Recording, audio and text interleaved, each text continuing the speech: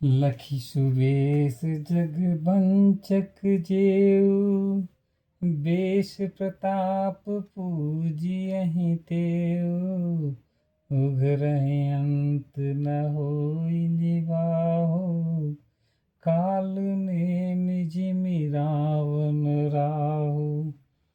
कुछ ठग लोग वेश बदल कर अच्छा साधु का वेश बना लेते हैं और जगत वालों को जनता जनार्दन से अपनी पूजा करवाते हैं। साधु रूप में साधु का वेश इतना प्रतापी होता है कि जगत उन्हें स्वयं पूजने लगता है, परंतु उनका बदला हुआ वेश एक न एक दिन सामने आ ही जाता है। अंत तक किसी का भी वेश धारण करो, आखिर में बदला हुआ भेष सामने आ ही जाता है। और ऐसे भेष बदलने वाले का हाल जैसे काल नेमी रावण और राहु का हुआ था, वैसा ही हाल जगत में इन सब का होता है। जो अच्छाई का वेश तो धारण कर लेते हैं पर उसे निभा नहीं पाते, ऐसे लोग संसार वासियों को धोखा देते हैं। वे लोग जगत का हित कल्याण कभी नहीं करते, उनको तो सिर्फ अपने ही समाज का और अपना ही कल्याण दिखता है, अपना ही भला करते हैं। इन लोगों का समाज ही अलग होता है। ऐसे दुष्ट लोगों को पहचानिए। श्रीमद् रामायण में सबकी पहचान बताई गई है। अपना बचिए, समाज बचाइए, जगत का कल्याण कीजिए। श्री राम जी आपके साथ हैं और श्री हनुमान जी आपकी मदद करेंगे।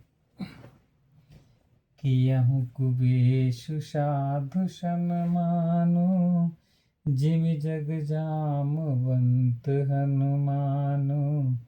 हानि कुसंग सुसंगति लाहु, लोकहु वेद विदित सब काहू।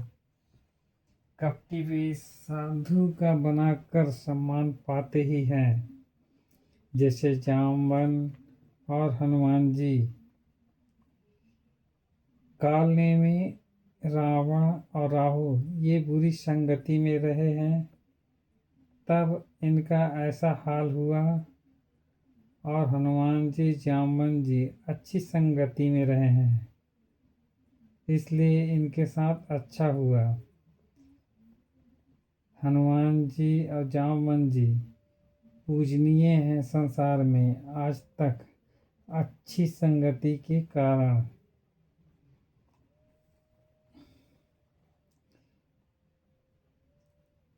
इसलिए संगति अच्छी करिए, अच्छा ही होगा। अच्छे विचार होंगे, अच्छे कर्म होंगे, अच्छे कर्म होंगे तो अच्छा समाज होगा, अच्छा समाज होगा तो अच्छा जीवन होगा, अच्छा जीवन होगा तो भगवान श्री राम आपके दर्शन स्वयं करेंगे। किसी दरबान को आपको लेने के लिए नहीं भेजेंगे। गगन चढ़ई रज पवन प्रसंगा, कीचहि मिलई नीच जल संगा। साधु असाधु सदन सुख सारी, सुमिरहि राम देहि गनिगारी। धूल में भी जीवन है, उससे पैर से मारिए तो आपके सिर चढ़ जाएगी, आँखों में घुसेगी, तन को मैला कर देगी। सबका सम्मान कीजिए, सब में जीवन है। जैसे धूल को ही देख लीजिए, उसे अच्छी संगति हवा मिली तो उसे आकाश तक उड़ा ले गया। वही देखिए उसी धूल को बुरी संगति कीचड़ की मिली तो उसे नीचे पाताल में ले गया। संगत से गुण होते हैं, संगत से गुण जात। जैसे साधु के घर का तोता राम राम लड़ता है और कुछ साधु के घर का तोता गालियाँ बकता है, तो राम भक्ति में रहिए, अच्छी संगति कीजिए, विचार आपके अवश्य ही अच्छे होंगे। जैसी संगति होगी वैसे ही फल भी मिलेगा, पूरे समाज को वही परिणाम भी भुगतना पड़ेगा।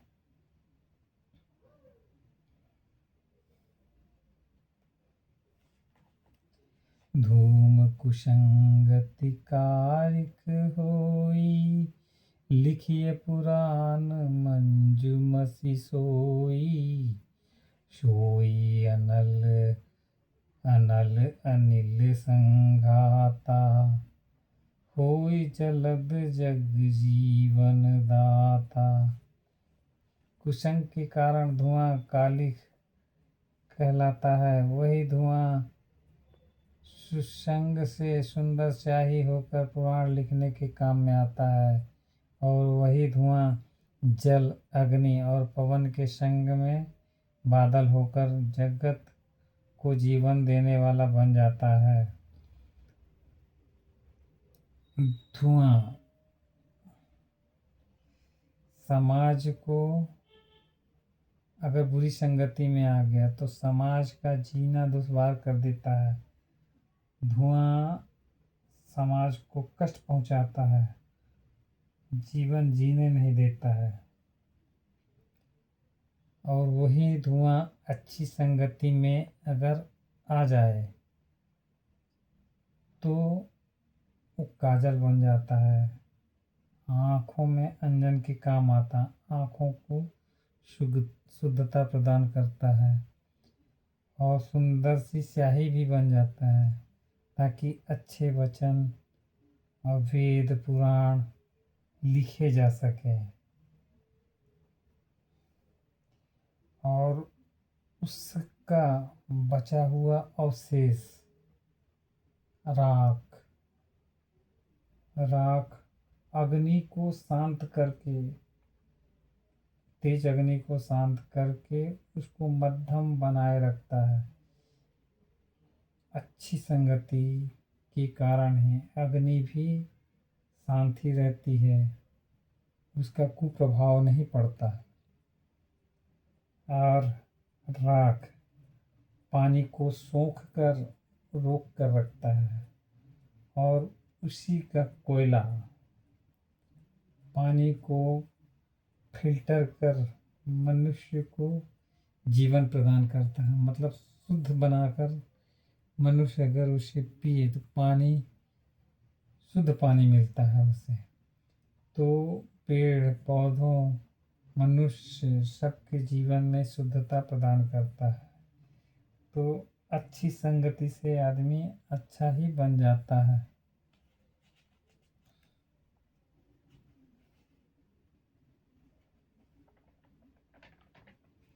ग्रह भेषज जल पवन पट, पाई कुजोग सुजोग।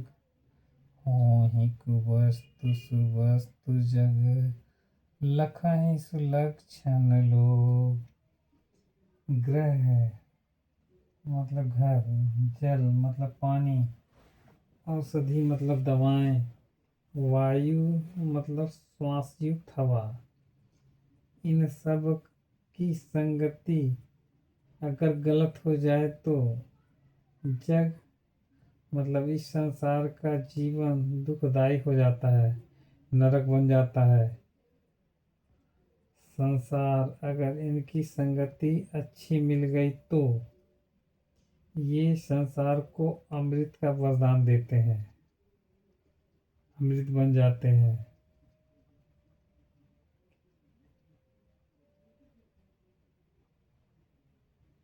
घर में सांप बिच्छू कीड़े मकोड़े विषाणु बसने लगते हैं अगर घर की साफ सफाई नहीं हुई तो। मतलब अच्छी संगति अगर नहीं हुई तो घर में इन सब का वास होता है, मनुष्य का जीवन नरक बन जाता है। और पानी के अलावा मतलब पानी अमृत के समान है, उसमें कुछ भी चीज़ मिलाया जाए वो अमृत की ही दशा में आपके सामने में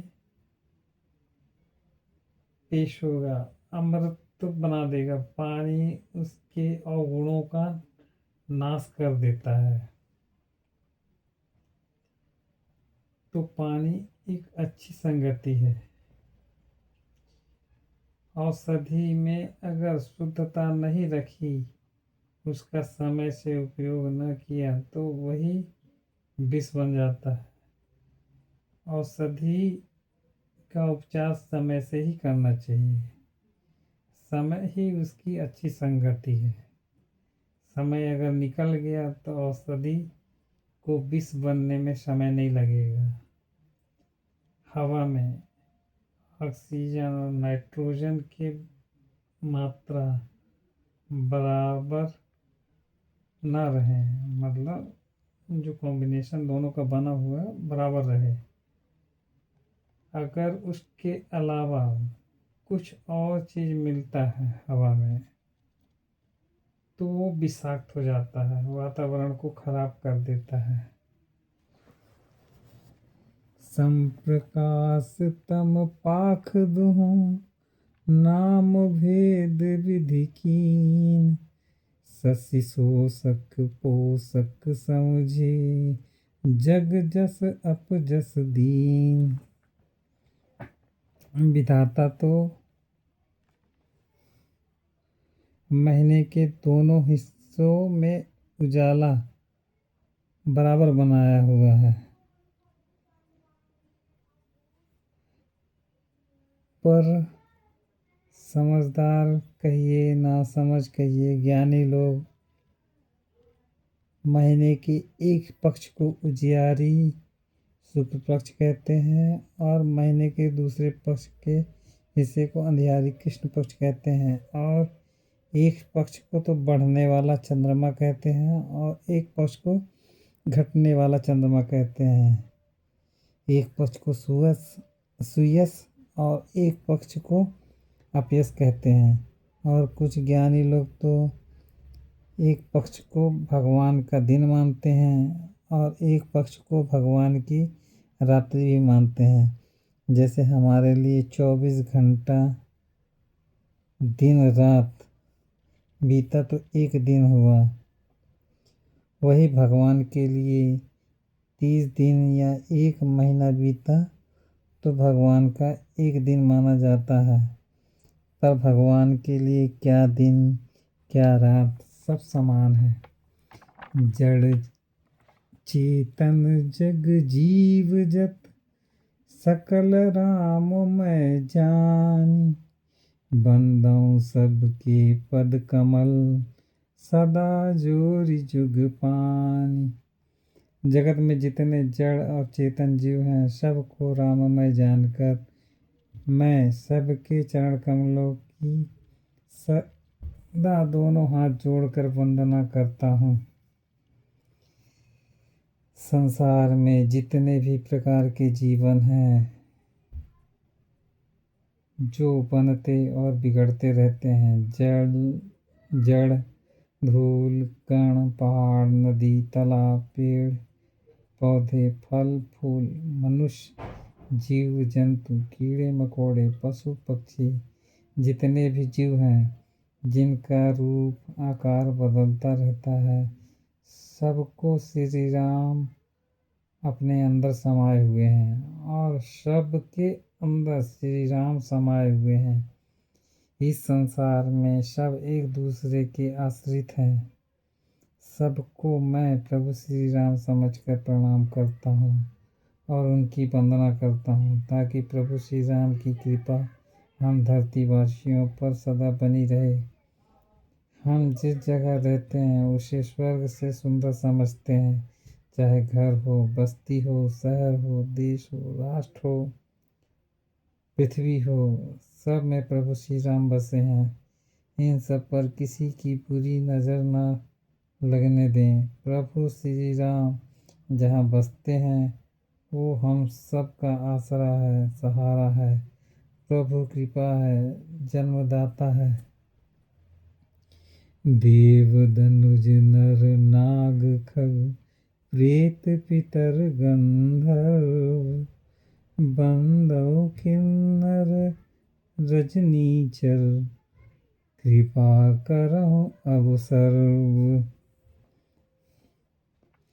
किन्नर और निशाचर सबको मैं प्रणाम करता हूँ।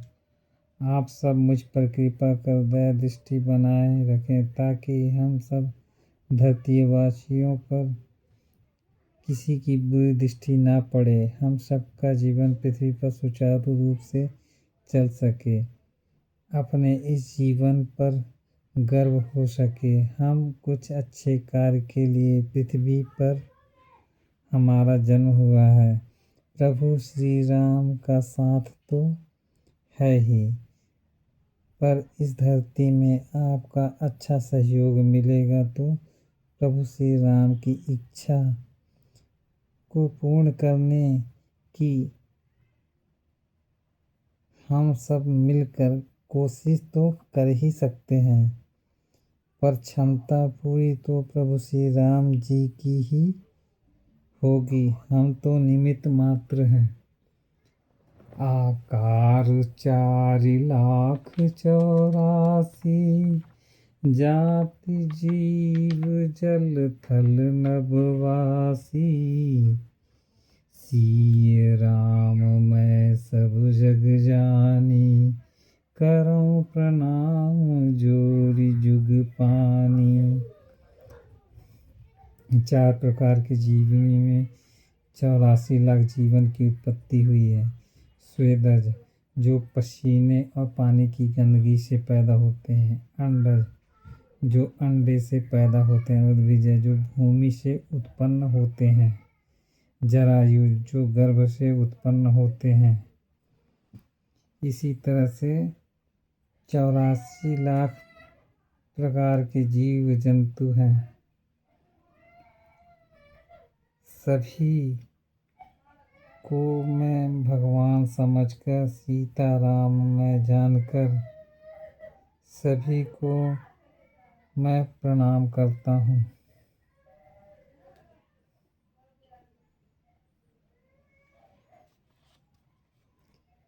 जानि कृपा कर किंकर मोह, सब मिल करहु छाड़ि छल छोहु, निज बुद्धि बल भरोस मोहि नाहि, तातै विनय करऊं सब पाहि। मुझको अपना दास समझकर कृपा की खान सब लोग छल धोखा छोड़कर कृपा कीजिए। मुझे अपने बुद्धि बल का भरोसा दीजिए। मुझ में इतना बुद्धि बल नहीं है, इसलिए मैं सबसे विनती करता हूँ। मुझे तो केवल प्रभु श्री राम पर भरोसा है, जो मेरी थोड़ी सी विनय मात्र से संसार के सारे काम छोड़कर आ जाते हैं मेरे पास मुझ पर दया करने के लिए। उनकी ही आज्ञा से मैं आपसे अनुरोध विनय करता हूँ, ताकि भगवान श्री राम को मेरी ओर से उन्हें कोई भी कष्ट न हो। वो दया के सागर हैं। कहते हैं जिस समाज में रहते हो पहले उनसे विनय करो कि वो छल कपट छोड़ें। प्रभु श्री राम सबके साथ तो रहेंगे ही, कृपा उनकी सब पर बनी ही रहेगी। करन चाहऊं रघुपति गुण गाहा, लघुमति मोरि चरित अवगाहा, सूझनई कऊ अंग पाऊ, मन मति रंक मनोरथ राऊ। मैं प्रभु श्री राम जी के गुणों का विस्तार कर बताना चाहता हूँ, परंतु मेरी बुद्धि बहुत ही छोटी है। मैं उनका विस्तार बताने में अपने आप को समर्थ नहीं समझ पा रहा हूँ। सो प्रभु श्री राम अपना विस्तार मेरे मुख से कहलवाकर दूसरों की भी बुद्धि का विस्तार करें, ताकि वो भली भांति समझ और समझा सकें।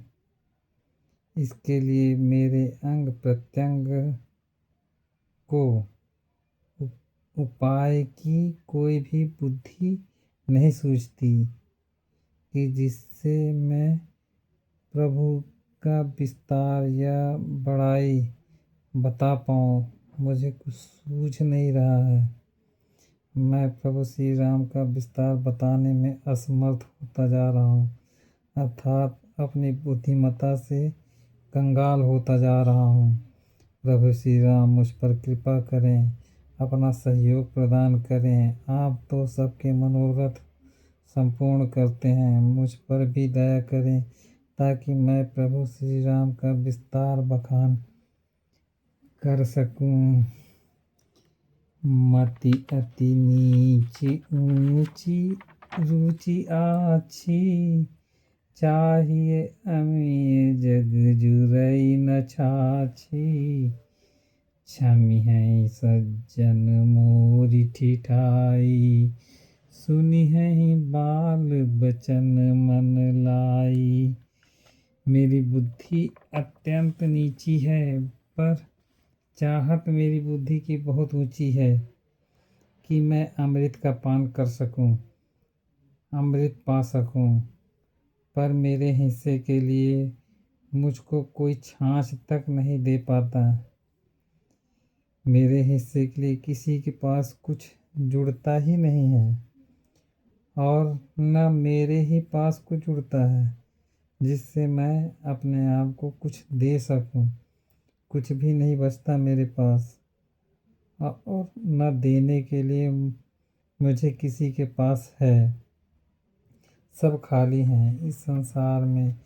प्रभु श्री राम ही सबकी सहायता करें, ताकि प्रभु श्री राम में अमृत, श्री राम कथा में अमृत बरसे और सब अमर हो जाएं। सुनने और सुनाने वाले सब बराबर हो जाएं। सब सज्जन मेरी चतुराई को क्षमा करें और मेरे वचनों को बालहट समझकर, बाल वचनों को मन लगाकर प्रेम पूर्वक सुने और अमृत कथा से अमृत का रस पान करें, जिससे खुद भी अमर रहें। जो बालक कह तू तेरी बाता, सुनहि मुदित मन पितु अरु माता। हंसी हैं कूर कुटिल कुविचारी, जे प्रदूषण भूषण धारी। जैसे बालक की तोतली भाषा वचन बोलता है, तो उसके माता पिता उन्हें प्रसन्न मन से सुनते हैं, और कुटिल और बुरे विचार वाले लोग जो दूसरों के दोषों को ही अपना आभूषण समझकर धारण किए रहते हैं, सिर्फ दूसरों की ही बुराई करते रहते हैं। उनको सिर्फ दूसरे की ही बुराई दिखती है और उन्हें कोई प्यारा नहीं लगता। वो दूसरों की ही बुरी बातों को सुनकर आनंद लेते रहते हैं और हंसते रहते हैं। उसी तरह आप श्री हनुमान जी मेरी तोतली बातों को सुनकर मेरी माता पिता की तरह आनंद लीजिए और मेरी गलतियों को क्षमा कीजिए, और बाकी सज्जन लोग भी श्री हनुमान जी की तरह अमृत कथा का रसपान कीजिए। बाकी जिसका जैसा स्वभाव हो उस तरह से ग्रहण कीजिए। प्रभु श्री राम उसी तरह से सबको आनंद देंगे, शक्ति प्रदान करेंगे। निज का बीत के लाग ननी का, सरस हो अथवा अति फीका, जे पर भनिति सुनत हर्षाहि, तेवर पुरुष बहुत जग नाहि।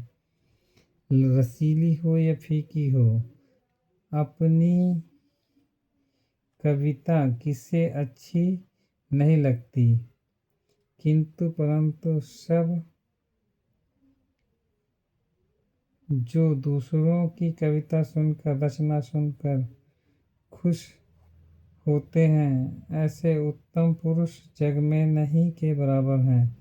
संसार में बहुत कम हैं जो दूसरों को अपना समझकर सुनते हैं। अपना आप तो सबको अच्छा लगता है,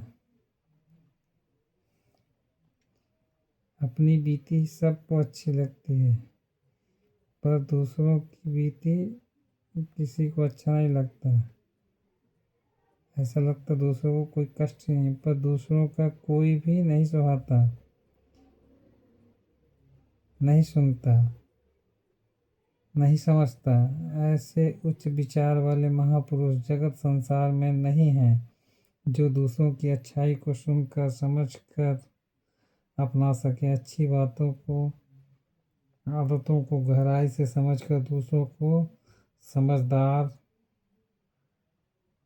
बना सकें, दूसरों का कष्ट अपना सकें और उसे कष्ट मुक्त बना सकें। इतनी क्षमता तो श्रीमद् रामायण के सिवा किसी और में हो ही नहीं सकती। श्री राम ही करता है। जग बहु नर सर सरिसम भाई, जे निज बाढ़ि बढ़हि जल पाई। सज्जन सकृत सिंधु सम कोई, देखि पुरविदु बाढ़हि जोई। हे भाई, इस संसार में तालाब और नदियों के समान मनुष्यों की संख्या सबसे अधिक है। जो समझदार बुद्धि वाले, जो जल पाकर अपनी ही बाढ़ से बढ़ते हैं। मनुष्य अपनी बुद्धि पाकर बुद्धि के उफान में रहता है, मतलब अपनी ही उन्नति उफनती से प्रसन्न रहता है। समुद्र सा कोई बिरला ही सज्जन होता है, जो चंद्रमा को पूरा देखकर खुश होता है और अपनी खुशी जाहिर करता है। जिसके पास संपूर्ण संपदा है, उसके बाद भी चंद्रमा की थोड़ी सी संपदा आई हुई देखकर इतना खुश हो जाता है कि जैसे लगता है कि उसके पास बहुत सारी संपदा आ गई है, समुद्र से ज़्यादा संपदा है। समुद्र चंद्रमा की बड़ाई करने में लग जाता है। महीने में एक दिन ही पूर्णिमा का चांद पूरा निकलता है, उसे देखकर समुद्र एकदम गरज गरज कर हाहाकार मचा रखे रहता है और बोलता है कि आज तेरे जैसा धनवान कोई नहीं है। तो समुद्र जैसा कोई बिरला ही व्यक्ति होगा जो दूसरों की बड़ाई करता होगा।